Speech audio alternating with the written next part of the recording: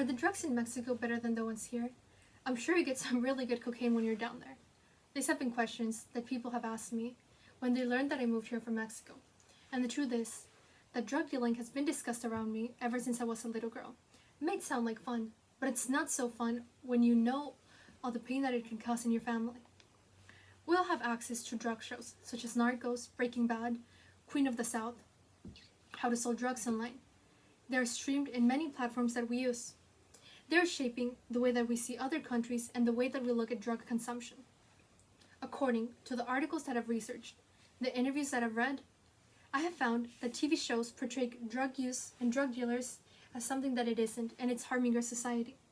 Today, I will talk to you about the negative things learned from the shows and what I think the Federal Communications Commissions should do. Let's start talking about the problem that the shows have generated. Shows about drug dealers give us unrealistic views about the reality of drugs. We all remember President Trump calling us Latin America's criminals, drug dealers, and rapists. This is the way we have been portrayed by the media over decades.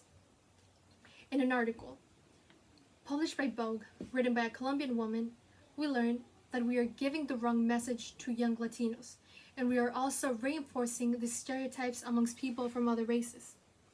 As mentioned in the same article, they are also humanizing drug dealers and drug lords.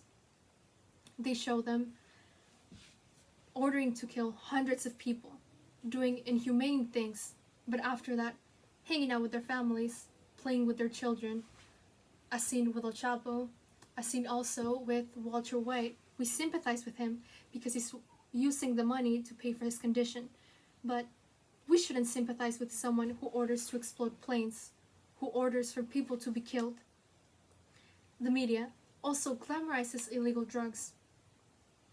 We can see a toy figure of Walter White at Toys R Us next to a bag of cash, next to his addict friend.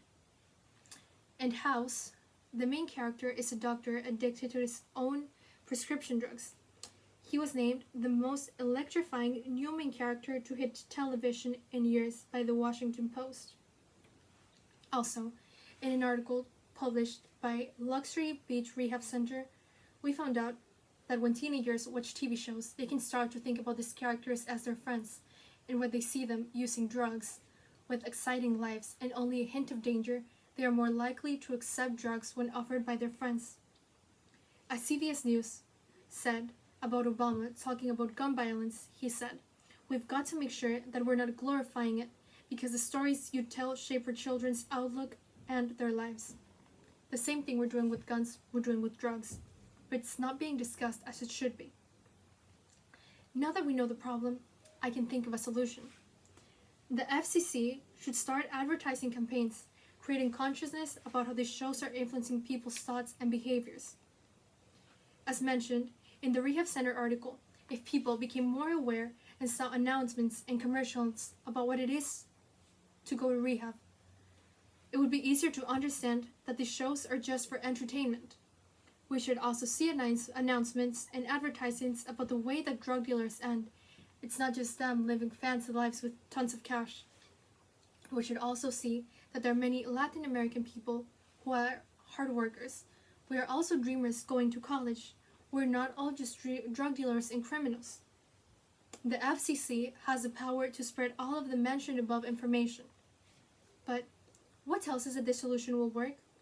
This solution will work creating consciousness about what we are watching and help erase some of the current stereotypes that have been created by these TV shows. Actor Mauricio Ogman used to play El Chapo. He became sick when he learned that people admired him. He used his platform to create consciousness and awareness. The ratings for the show went down, and it ended up being canceled. As discussed in a Daily Collegian article, we now know that these shows make us sympathize with the anti-heroes. Seeing advertisements of this will make sure that people understand that drug dealers are not heroes, and that not all Latin Americans are criminals. When teenagers and drug adults see the consequences about becoming an addict before binge watching a TV show about drug use, they will be more likely to understand that this is just a form of entertainment and not a behavior to adopt. There are several arguments about my position. I will mention two of them. This will be of highly economic cost to the FCC. Why would the government want to spend that money? It is important that the general public knows to learn the difference between fiction and reality. If people aren't aware about the things that they are watching and about how wrongly the drug use and drug lords are portrayed, we can risk people falling into these behaviors, costing more money to the government in rehab costs.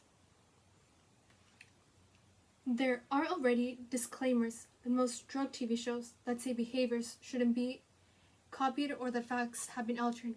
But to be honest with you, just seeing a small black rectangle on the corner of your screen will not do much. We need to see visual representations of the consequences so that we learn to say no to the stereotypes and no to adopting these behaviors. TV shows about drugs have given us so much to talk about, and it's important that they don't become a part of regular life. With a little more information about drugs and their role in reality, we can avoid future tragedies. Thank you.